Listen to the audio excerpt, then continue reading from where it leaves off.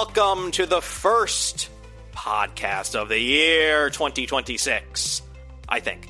This is the Video Game Town. Thank you. The Video Game Town Hall podcast. I'm your host and the mayor of Video Game Town, Jared Russo, and here with me today is a man who loves to complain. Grant Bruner, you loved... the Clair Obscur discourse. That was the other one I was going to bring up on this. There's been a lot of weird Clair Obscur discourse about its relationship to Japan and Japanese games and people defending it. It's real weird. People are weird on the internet. People need to touch grass on the internet, I think is the reality. Turn off your computer and go outside. But we're here. We're here to talk about video games. So it's been a back-to-back record, so if we're a little lagging. It's also been the holidays. Jared, how were your holidays? They were good. I watched a lot of movies and TV, and I played a couple of games and got some gifts and chilled. What are you playing? I wrote. I've been playing some more Kirby for the Kirby Chronicles, which it's going to get weird because they're going to be games that I don't have access to, like stuck on Wii U or whatever. So we'll see how far that series goes. I beat Metroid Prime 4. And how'd you like that? Every good thing and bad thing ever said about it online is true, and it just depends on like how willing you are to like lean into the good. It's fine. It's an okay game. It seems like they rebooted it and then didn't want to reboot it a second time and then got it out the door. And it's like they did a great job with what they could, pull off, but it seems frustrating where it's like they had ideas but not enough runway to execute on those ideas, perhaps. I don't know. It seems like they were not ambitious enough at all, because, like, it's like, well, we're going to go back to the basics, because, like, every upgrade is, like, stuff you've done or seen before. And our big innovation is a motorcycle around a big empty desert. Okay, like, you didn't really shoot for the stars on that one, but sure. Yeah, I think they should just remaster 2 and 3 and then just stick to the 2D stuff that they've been doing, which has been pretty kick-ass. And the only other game I really got into is this indie game that I'm a little bit obsessed with. I'm going to be writing about it someday. Balatro. No, but it is a game that mixes Balatro with Suika Game. If you're not familiar with Suika Game, that's the game where you drop fruits, and the small fruits combine and then turn into bigger fruits, and then you drop other fruits, and then you can, like, it's like a physics game about dropping, like, round fruits into, like, a bucket. This is a game called Dogpile, where all the dogs are little round dogs, and you drop them into a bucket, and they bounce around, and they combine to turn into bigger dogs. And then every once in a while, you go to a store, and you buy dog tags, which are just perks, and it's like Balatro, and there are different decks, and they have different, like, abilities, and it just mixes Balatro with Suika, and it's all about dogs. Did you ever use Dogpile, the website, in the mid-90s? Maybe in the early 2000s, I did. Yeah, because it's like a meta search engine where you're doing it. Yeah. It's like here are the search engines, and we compiled the results together. It was a time, I think it was like 96, 97 when it started, and most search engines really sucked shit because listen, Google in 2025 is a nightmare, but Google in like the early aughts and late 90s where it's like a revelation. Like, oh, you can search for things on the internet and it's useful. I remember the last season of *Halt and Catch Fire* is about the incoming wars over Google and Yahoo and other search trying to like get on the like main web browsers to like get people to like start looking up like, oh, it's a database for like other websites and blah blah blah, I think probably the first time I ever used Google was like circa like 1999, something along those lines. But I was an Ask Jeeveser. I use Ask Jeeves, and then I ended up working for a couple months for whatever Ask Jeeves turned into. Ask.com. And then About.com. Yeah, how'd that turn out? Didn't you also work for AOL? I did. My very first job, I worked at AOL for over a year. And did you also work for Google? Yeah. You're just all over the place. When I was at AOL, Verizon also bought Yahoo. So any old internet I've worked for somehow. Almost like there's some other old internet thing that you've worked for. I can't put my finger on it. Anyways, how was your holiday and what have you been playing? Holiday was good. I got some VHS tapes that have vintage Nickelodeon Christmas programming with commercials. I think that they are modern tapes, like they've dubbed the tapes onto the tapes themselves don't seem old. So I don't think they're like literally from someone's basement or anything, but that's pretty cool. I'm waiting. The library has a like a VHS digitizer that you can borrow, but I'm on a waiting list for that. So I have not seen it yet, but I will whenever the digitizer becomes available from the library. Is there no old person's home that has a CRT TV and VHS just hooked up, ready to go? Not my neck of the woods, but I think it's pretty cool. If you're old, contact us. Blue Sky Jared. Skeet at Jared. But yeah, there's lots of cool stuff. I got an e-reader, which is nice. It's a Kobo e-reader because I didn't want to get further into the Amazon ecosystem.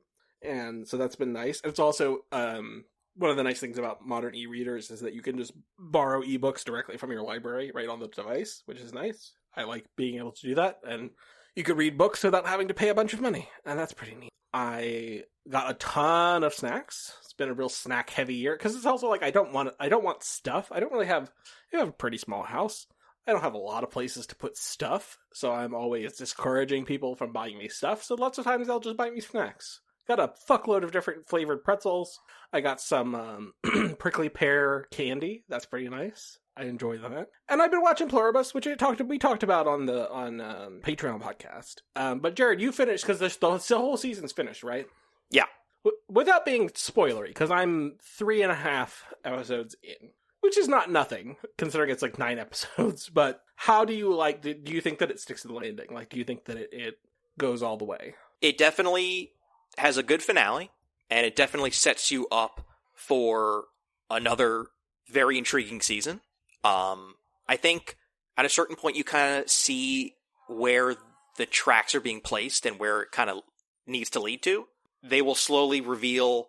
You've met the other, not the others, capital O, but you've met the other people who are immune, correct? Most of them. Most of them. Okay. English speakers and the Spanish speaker in Paraguay. Yes. Okay. So since there are not very many characters on the show, I don't think it's spoilery to say that those English speakers and the Paraguay, become more integral to the plot. And then by the end, you're like, damn, I can't wait for season 2. And then you read articles and it's like, well, it'll be 2 years away because that's how TV works now. I will say, I'd much rather have these tight seasons than, because I've been watching a lot. I also been watching a lot of Star Trek: The Next Generation, and it is loosey goosey. Everybody, here's 26 episodes of fucking 45-minute episodes.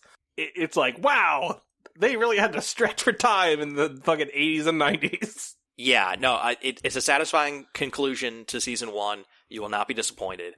Vince Gilligan knows how to do a show. So yeah, you're in for a good time. And the wife has been watching it too, and she likes it. I would say, I don't think I have ever identified more with a character than I do with Carol. I feel like if I was in some sort of nightmare apocalypse situation, I would have a very similar reaction. Like, she's more reactive than I am, especially in like the before times. Like, she's very cynical and like whiny, I guess, or like so a little up her own ass, but like the reaction she has when everything, like the whole world ends, basically, is like, this is entirely reasonable. I think she's being entirely reasonable here, which I think the show is kind of like, she's freaking out, and I'm like, yeah, I would be freaking out too. I find it fascinating that there is this philosophical, like, well, there are no more wars, and there's no more racism, and there's peace on Earth, and, like, there's that side of it. And then another character is also like, but this is my son. And she's like, okay, your son, can you tell me about, like, how OBGYNs operate? And he's like, oh, well, let me dive into it. Because, it's a fucking hive mind. Yeah, none of those people exist anymore. Yeah. They're all gone. They're all done, though. These are alien virus zombies. They're not real people anymore. I will say there is definitely more to her background that you will find out that maybe will make you say, oh, maybe I'm not exactly like her. But you'll see. No. I don't think that I am exactly like her. And I certainly don't think that she is like a good character to like emulate your life around. But I'm like, the way she reacts is like, oh yeah, no. Like, her world ended. And everybody, it's just like the thing that really killed me, the thing that like made me feel so much like her was when she gathered all the English speakers and everyone's like, I don't know, Megan, things seem okay. And she's like, what the fuck are you talking about? Are you high? It is just the Zoolander, like, I feel like I'm taking crazy pills scene. And I often feel like I'm taking crazy pills. That is true, but there will be an evolution of sorts in how she feels about this. Oh, sure. I mean, you have to tell a story, I'm sure. Yes, but also she's the only one without, like, a family member or, significant other or lots of hoo-ahs. You know what I mean? Like, she's not materialistic in the way where, like, she wants to collect, like, hookers and cars and mansions and Air Force One. But... Although, technically, it's not Air Force One because the president's not on it, which is integral to it being actual Air Force One. It is the plane that would be Air Force One had the president been on it. The guy who asked for the plane owns the plane. He's the president there. Okay. We can call it that. We're not going to Frankenstein's monster me on this. Well, technically, it's good. Also the thing about like the Golden Girls is like very funny. My wife, she over the break, she had begun another rewatch of the Golden Girls. It is a staple of rewatch here, and it also made me be like, what if there was some sort of terrible nightmare apocalypse? I should have more physical media. I shouldn't rely on streaming. This is a good point you've made here on this streaming show. That's good. They accidentally put the Cyberpunk 2077 on the Switch 2 on sale for very, very cheap for like 12 hours. And I'm like, cheap? I think it was like $17, which is like the what they wanted to put it on sale was $40, but they accidentally put it on sale for $17. And then they honored it. They didn't revoke the license or anything. So I was like, I guess. And so I played through, I don't know, like 2 or 3 hours of Cyberpunk on the Switch 2. It's really impressive. Like, listen, I played it on a PS5, and it's much more technically capable on that. But what they're able to deliver on a Switch 2 in handheld mode is really impressive. They did a great job. So, like, thumbs up. That game, like, totally works. Where, like, when Cyberpunk shipped on a PS4, it was a fucking shit show. Like, it was a catastrophe. They pulled it off the store. Yeah, it was a catastrophe, and it running on the Switch 2 is totally fine. It's not amazing. Like, it's running at 30 frames per second in handheld. Like, it's all fine. Like, there are limitations, but like totally playable. A 100% playable version of that game, which is impressive. Good on them. This reminds me of Walmart. Walmart put out Captain Toad Treasure Tracker and its DLC for $1 by mistake, and it was another one of those like 12 hours went by. And I got it. And I was like, fuck yeah, I got this game for $1. And then they, like, corrected it. Did they ever put Captain Toad out on Switch? Did they ever report it to the Switch? Oh, yeah. That's the one I'm talking about. I got it for Switch for $1. Okay, because that was a Wii U game first, right? Yeah, but they ported it to Switch, and there was a Switch 2 upgrade for free, I think. I should play that. I'm sure that I would love that game. Like, it was, I think the reason why I didn't play it at the time was like I was in the middle of playing other things. Like my video game time was already taken up by other things. I am sure that I would love Captain Toad. It seems extremely up my alley. I think it's phenomenal. Everything I've ever seen about it looks delightful. I should play that game at some point. Maybe it'll be available for $1 someday. The other thing that I have not put too much time into, but I have begun is when I was reading, we put together a list. So if you go on VideoGame.town, you can see there's an article called the top 10 games of 2025 across the internet.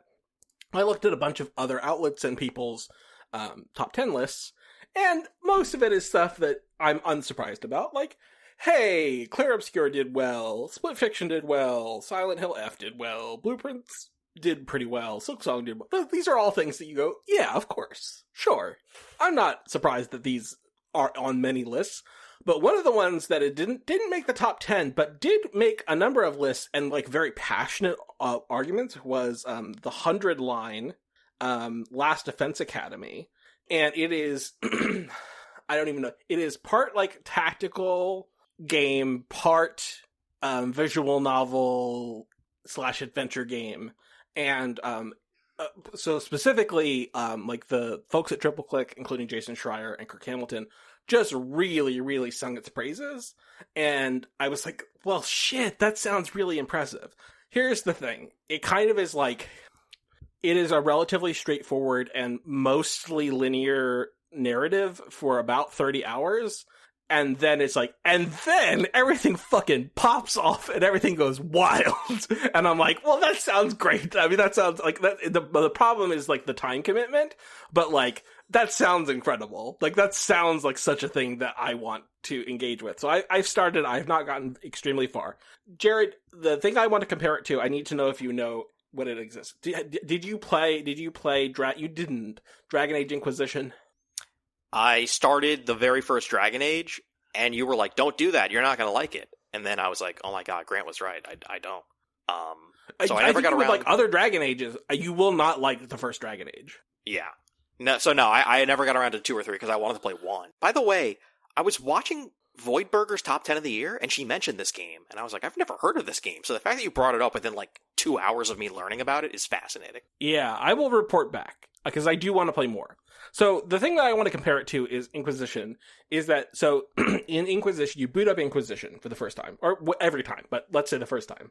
You see a big castle-looking thing off in the distance, and you see a huge you see 2 huge lines of, like, magic users in, like, robes, and you see a bunch of, like, knights in the other line. You see, like, they're just hiking through, like, the snow.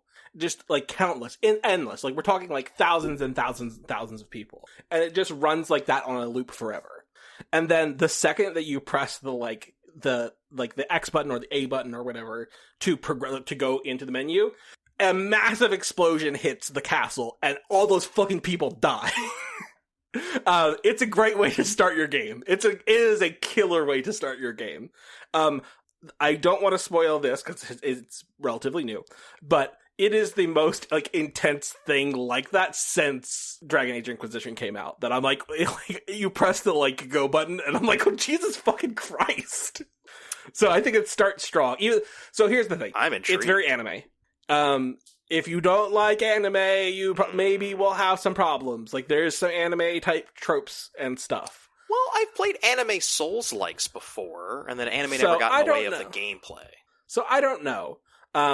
And I haven't gotten, like, super far, so I will definitely report back later, but I am very intrigued so far. I am maybe an hour in, but I am very intrigued so far. So I will definitely report back. The 100-line Last Defense Academy. 2026 is upon us. It's 2026. I don't know if we're going to stick to this number, but I definitely wanted to try to get to 26 games that you may or may not be interested in, because I wrote down a whole bunch, and I figured, like... I think if we move fast, we can, but if we're not going into them, then sure. Here's all you have to do. If you're not interested whatsoever, you say no, and we move on. Here's my attempt to try to get Grant to be interested in 26 different games. Okay. In 2026. Here we go. Mm-hmm. Code Vein 2. Yeah.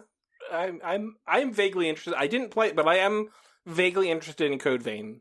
I have not played it, but I would kind of like to, or at least watch some YouTube videos of people playing it. I did not think we were going to start with a yes, because the first one is a Souls-like. Yeah, but it's like, I think I'm more interested in, like, the narrative aspect of Code Vein than I am the playing of Code Vein, which is why I said, like, YouTube. You should not be interested in any Souls-like story, because that's watching porn stories. I guess I can't even tell you, but, like, I heard the pitch and I was like, I don't know, that sounds interesting. Did they not do anything? Did you play Code Vein? Again, no one pays attention to the stories in Souls-like. Well, that sucks. Like, then. That's not... I was vaguely interested in the when I first read the pitch for the first Code Vein. I was like, I don't know, that sounds all right. If you find any joy in that, Mazel Tov to you. I'm sure there's a story in First Berserker Kazan, which is another anime Souls-like. That's not why anyone plays those games. Deus Ex Remastered. Didn't that not get infinitely pushed off? Like, oh, everyone hates what we're doing. Like, Deus Ex is cool, but it seems like the at least what they have shown so far is kind of a nightmare. But it might come out. Maybe. Okay. I'm also intrigued.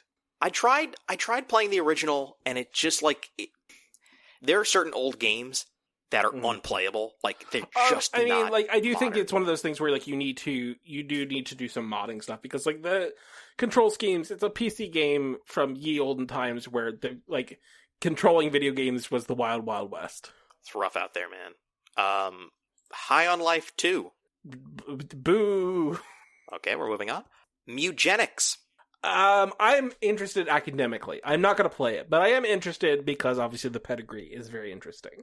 And it's one of those games that it's like, he had talked about eugenics like fucking like 12 years ago or something. Oh, more. And like more. It's very interesting that it's coming out. So like, I am academically interested, even though it's not like a genre of game that I'm like invested in playing. I am academically very interested in it. But it's got a little bit of like Viva Pinata, and you know, it's got like a couple of like life sim and puzzle and the Sims, and it's got a weird mix of stuff. Yeah, it's interesting. And obviously, like, I don't want to play like Binding of Isaac, but like obviously Binding of Isaac is an impressive thing that exists. And like Super Meat Boy, an impressive thing that exists. Even if it's not like for Grant, it's still like, oh well, this is a cool thing. I'm even if it's not for me, I'm glad that it exists in the world. Well, considering those two games you mentioned, those soundtracks, Jesus Christ, those two soundtracks, people love them. Oh, they're so good. So, at the very least, Neo 3. Again, not for me, but it's like, fuck it, put out another Neo. I'm sure it'll be well. I'm sure it will be received well. I'm so into Neo games. Let's just get the easy ones out of the way. I'm like cherry picking. Lords of the Fallen 2. No. That's a me game. Mortal Shell 2. No. That's a me game. Vampire Crawlers. That's the Vampire Survivor sequel? It's a Vampire Survivor spin-off that's a deck of cards, and it's like old school dungeon crawling. You like turn left, and then something pops up, and you turn right, and something pops up. And it's all turn-based. Yeah, no, I'm good. Is it like actually like Rogue? It is a game that is... No, it is. It is literally Rogue. That is a for real roguelike, not a fake roguelike. Yes. It looks like the original Elder Scrolls. And it's like you're using the bullet hell in card form to like defeat bats and goblins. Sure. I'm not going to play it, but that's fine. Onimusha, Way of the Sword. Nope. I've never played Onimusha games, but I think I would like them. Probably. A lot of them are backwards compatible. Mouse PI for Hire. No. Fucking corny as shit. What? It's Cuphead aesthetics with first-person shooting. I guess, but it's like, hey man, Disney can't fucking sue us for ripping off Mickey Mouse every now. Good. Bubsy 4D. I mean, it's funny. I'm not going to play Bubsy, but it is funny that they're putting out a Bubsy game. Slay the Spire 2. No, I mean, I'm not going to play Slay the Spire. I don't want to play a card game. Marvel Tokon Fighting Souls. I'm interested in engaging with it. I'm probably not going to play it, but I'll watch people play it. Hell, I might watch you play it. Are you coming to EVO this year with us? I don't know, man. It's a lot of money and time off that I maybe don't have. Even if I would like maybe want to go, I don't know if I can go. Okay. Now let's get into some of the ones that you might be. Oh no, well, there's going to be a new backyard sports game. You're not interested in? Yeah, I don't give a shit. Okay. Atomic Heart 2. Nope. What if it got like really good reviews? Still no. All right. I'm trying, man. I'm trying. Mixtape. You're into Mixtape. Yep, for sure. 100%. That is a great game. Nice. We got one. We got one Grant game. They're doing Animal Crossing. They're doing a like Animal Crossing update. That's intriguing. But is that a new game or is that just? No, it's not really a new game. But I might boot up Animal Crossing for the first time in a long time. My sister still plays that every day. Now here's a question: you don't think there's going to be an Animal Crossing sequel this year, do you? No, they're not going to put this out and then do an Animal Crossing sequel. Like, I'm sure that there will one day be an Animal Crossing sequel, but not in 2026. Listen, the last one came out March of 2020, very famously. It's been 6 years. I'm just saying. But why the fuck would they release this weird DLC pack or whatever? It doesn't make any sense. They're Nintendo. Like, if you want to say that, like, in the coming years there will be another Animal Crossing, then sure, I co-sign that. I don't think it will be 2026. Or let me put it this way. Of course it can come out. There's nothing that says it can't, but I would be surprised. That's what I mean. It's not like I'm saying that there's no possible way, but I would be very surprised if that was the case. Those people are out of their minds. By the way, Vampire Crawlers is actually called Vampire Crawlers, the Turbo Wildcard from Vampire Survivors. That's very funny. That's very good. GTA 6. I don't know, man. I mean, I'm intellectually very interested in it. Because, like, what the fuck do you do? It's been so long. I'm interested, but missions. I don't know. But better checkpoints. It will be visually very interesting. I don't know if I give a shit about it as a video game. But I am interested as a cultural object. I don't know if I am interested as a video game. Well, considering it'll be the only thing out for 2 weeks before and after its release. What about Hyperlight Breaker? I'm glad that it exists. It's not really a Grant game. Boy, 2026 having a rough year with Grant. Yoshi and the Mysterious Book? Yeah, maybe. I don't know. Yeah, sure. Fucking Yoshi's cool. I like Yoshi. I don't want to say 100%, like 100% I'm going to play it, but like, I don't know, maybe. This one, I think, is just like a little too kiddie. It's like a little too, like, I don't know. Pragmata. I don't even know what the fuck that is. Pragmata? Oh, I thought you said Ragama. No, Pragmata. Oh, Pragmata, the Capcom game. Yes. Yeah, I think I am like, I'm soft positive on it. Like, I think it looks cool. I don't 100% know how it's going to play, but I'm vaguely positive on it. I might play that. Here's how you know you lost me. A game about futuristic sci-fi robots, creepy little girls, third-person shooting, and puzzles. And yet, every time I look at this game, I think, what a waste. Maybe. I don't know. I guess we'll see. I didn't think it was going to come out at all, and I was really shocked when they showed like a trailer of that in Fake E3. I don't get it. I don't get the need to do puzzles while people are trying to shoot me. Separate church and state. Like, don't rush me. Like, let me shoot or let me do puzzles. I don't know. We shall see. Prince of Persia: The Sands of Time remake. I mean, I love Prince of Persia: The Sands of Time. It is an incredible game. By all accounts, this has been a nightmare development. So, like, I don't know. I guess if it reviews well, then maybe. But certainly they have not done much for themselves in terms of like, word of mouth.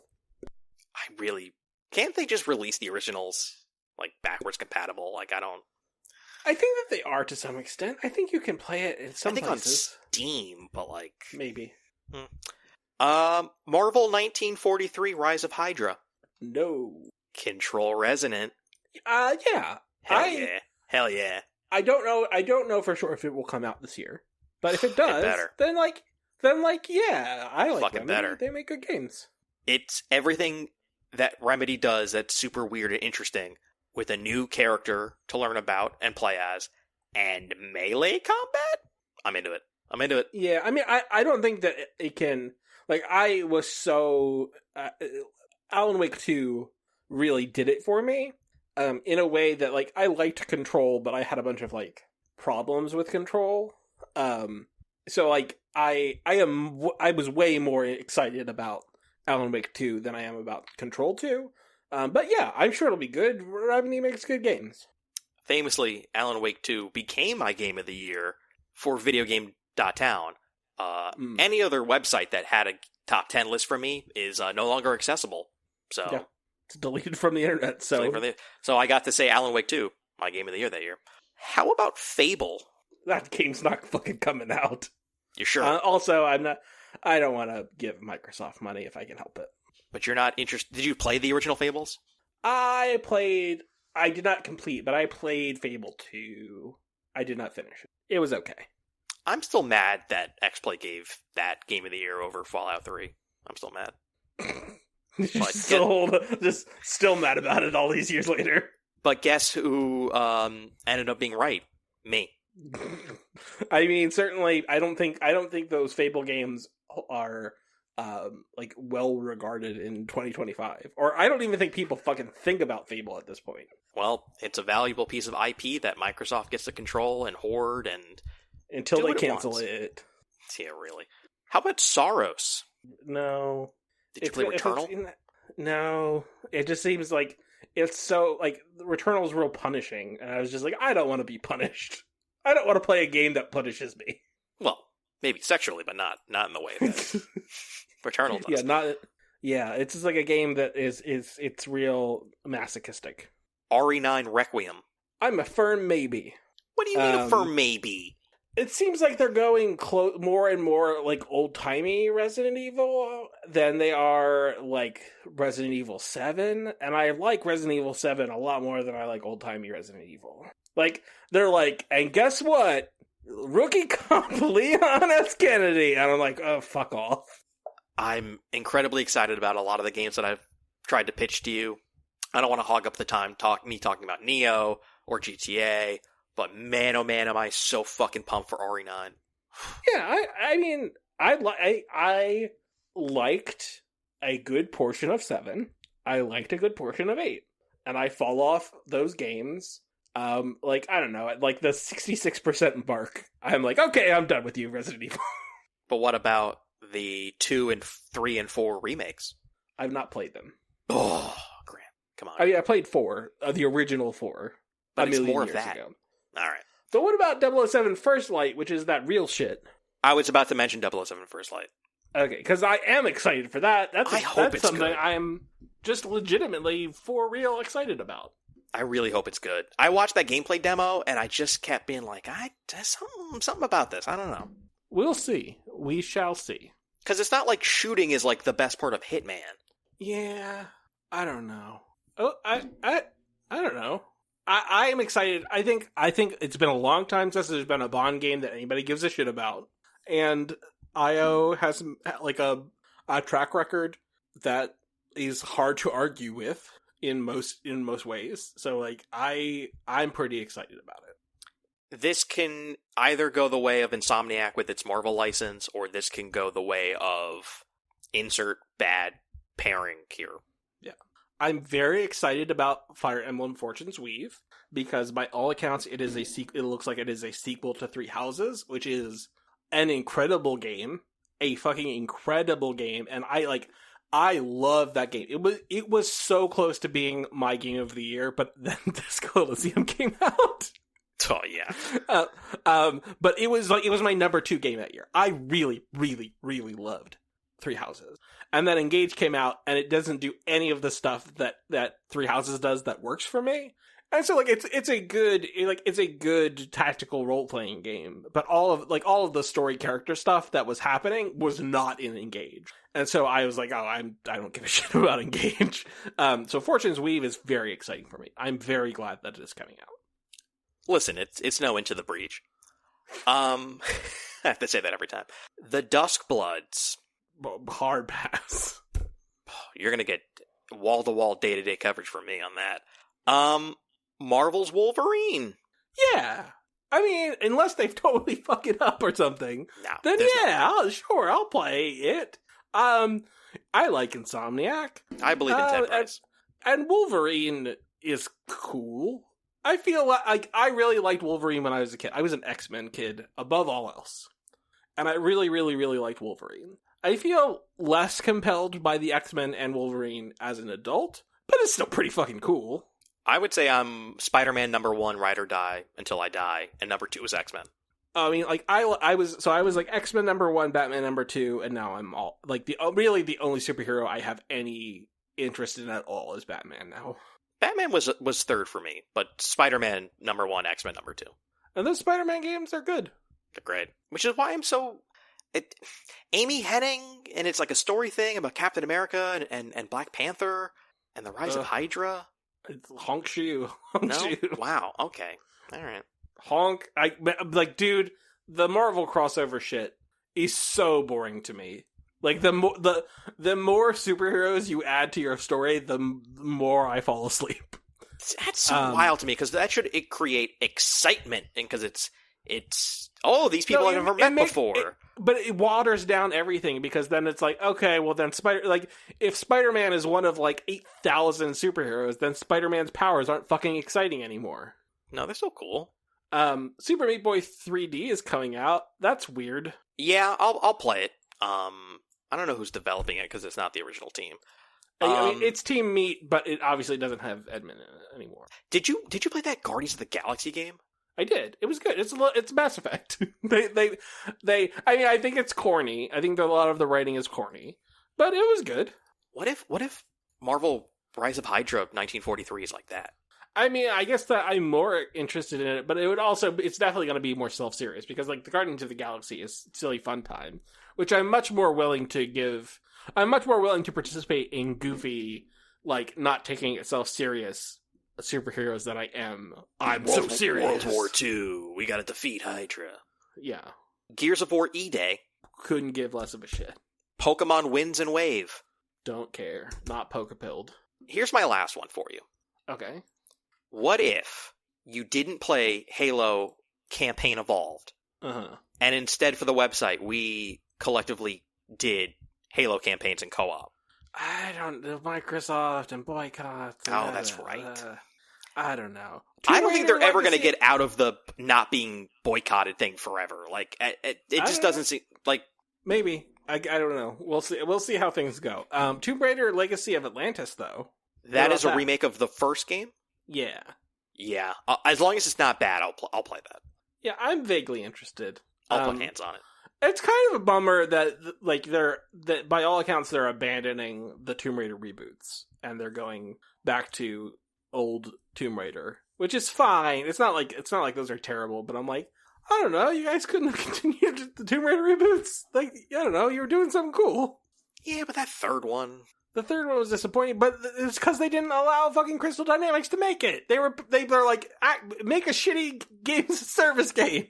And now they're working on Perfect Dark. Oh, no. Oh, no. Not Perfect Dark. Oh. Is there anything else I missed? Anything else more indie that you would be into? Because it seems Coffee Talk Tokyo.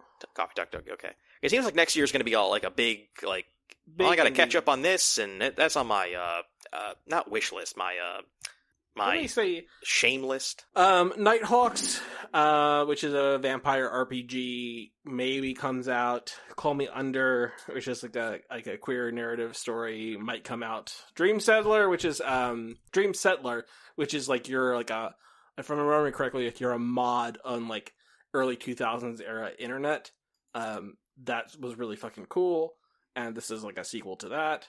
So I'm interested in that, if that ever comes out. Who knows?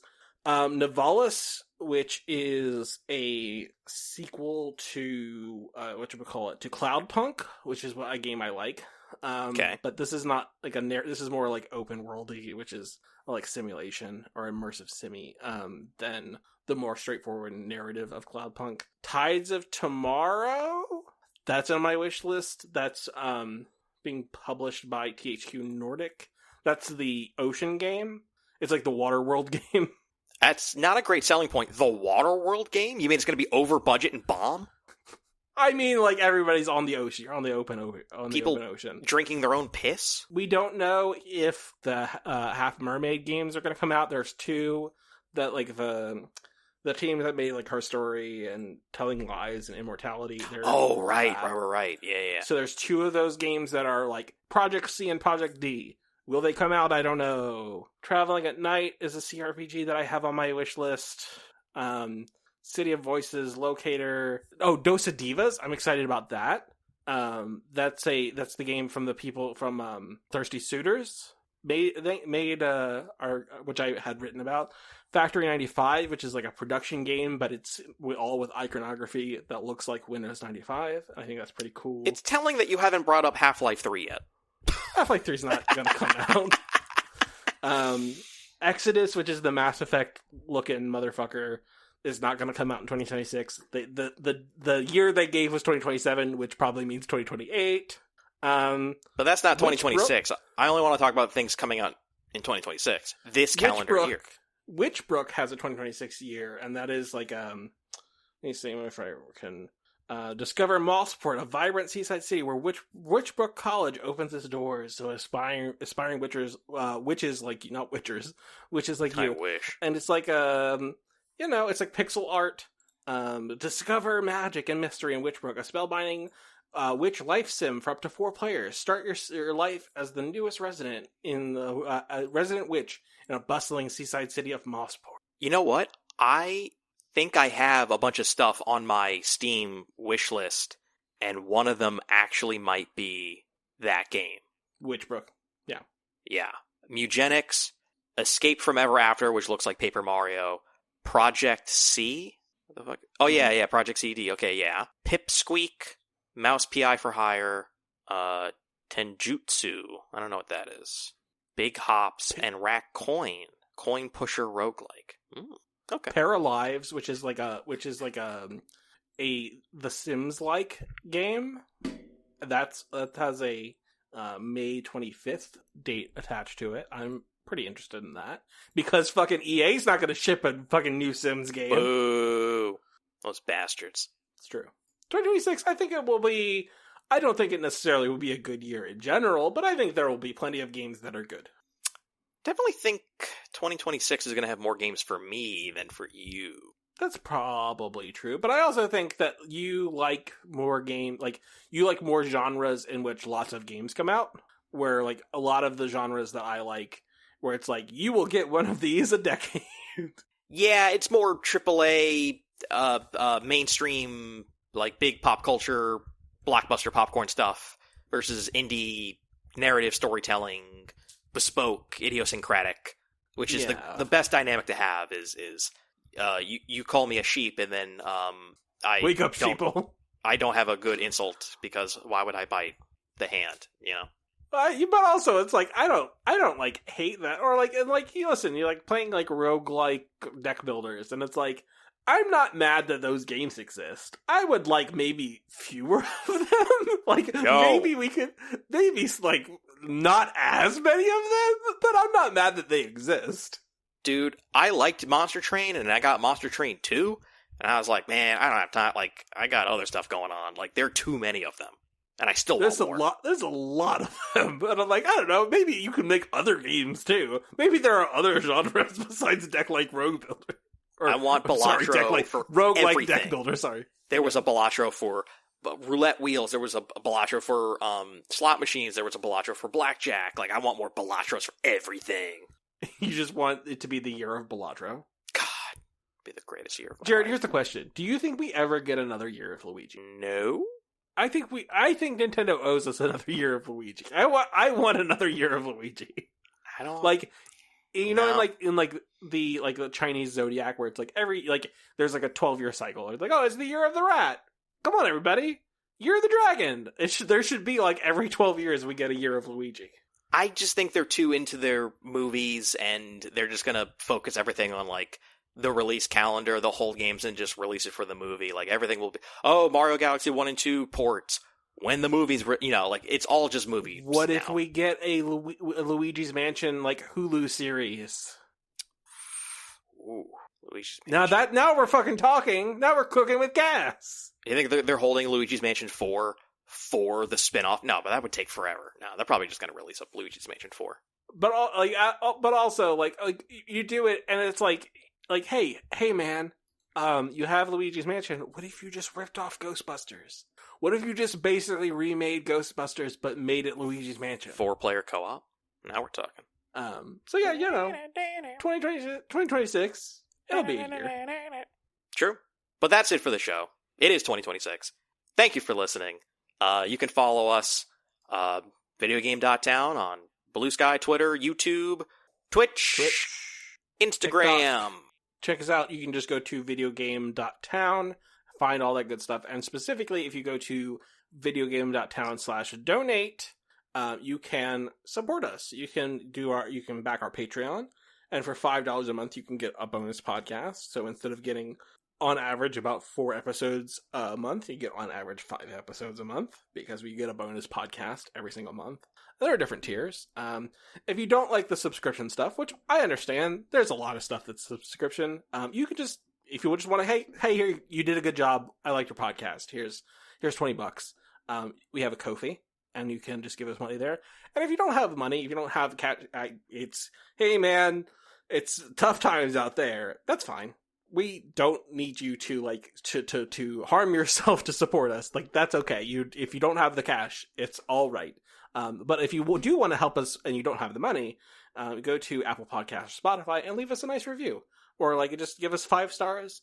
That would help us a ton, and that doesn't cost you anything but 2 or 3 minutes of your time, and we would appreciate it. Thank you so much, and we look forward to a full calendar year of new articles, podcasts, streams, lists, disagreements, all sorts of stuff. Maybe we'll do a bonus episode, Grant, on Pluribus when you finish it. Oh, maybe. That might be neat. Perhaps. Bye-bye. Bye-bye. Don't get abducted by a hive mind.